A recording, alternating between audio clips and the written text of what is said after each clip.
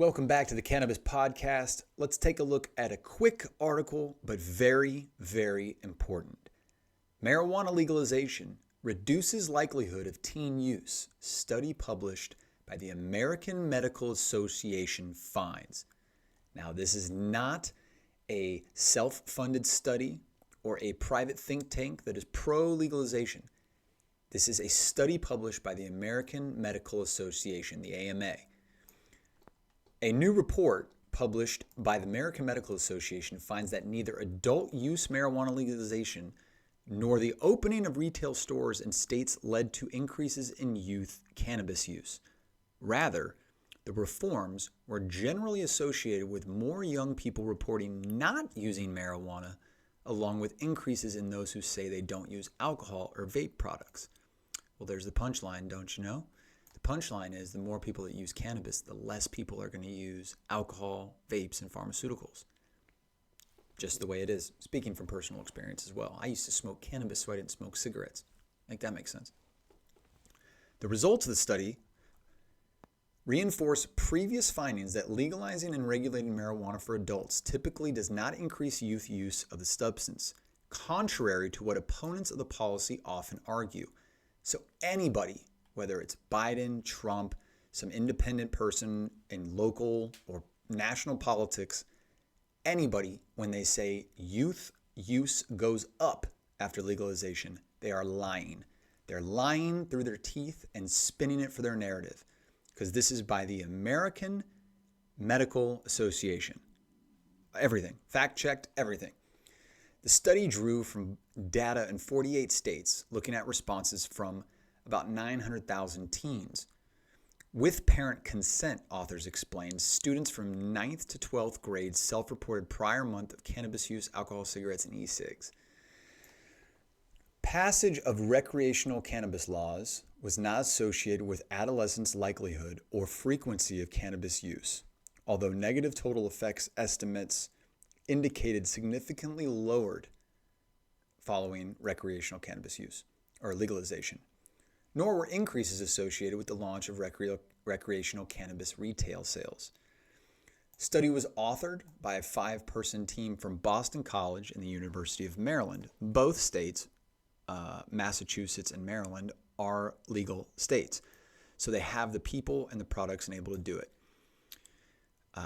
This study is the first to evaluate associations between recreational cannabis legalization and retail policies and adolescent substance use through 2021. So this is the first study. The first major study says it does not increase.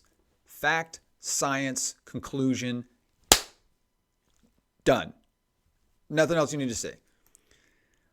Results suggest that legalization and greater control over cannabis markets have not facilitated adolescents' entry into substance use.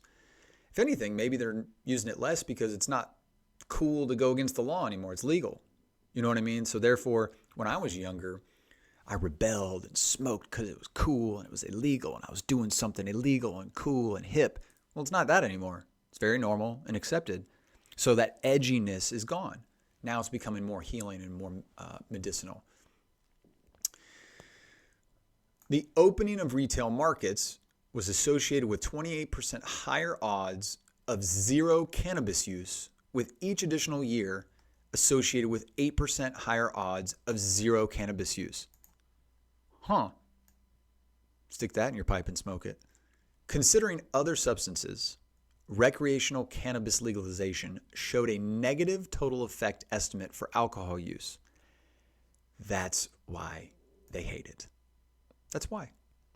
So, just wanted to bring this to your attention real quick, that the American Medical Association published a report debunking all of those long-standing rumors and conspiracies that cannabis is terrible and horrible for you, when they used to use it for medicinal purposes before the 1900s and all that stuff.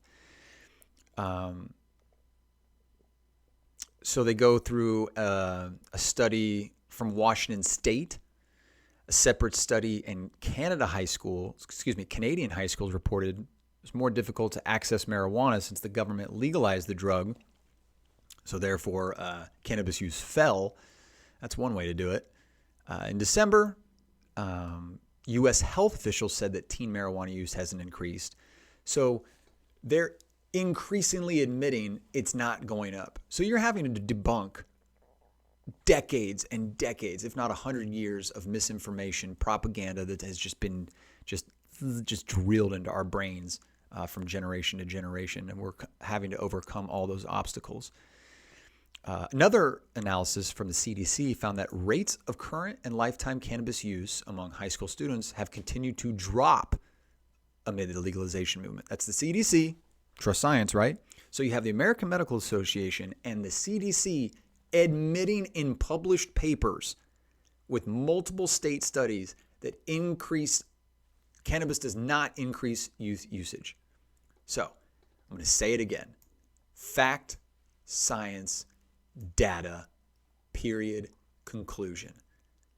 So that being said, you now have this information, and I'll pin all the links to the CDC data, the American Medical Association, and all that, so that you can share that with anybody else.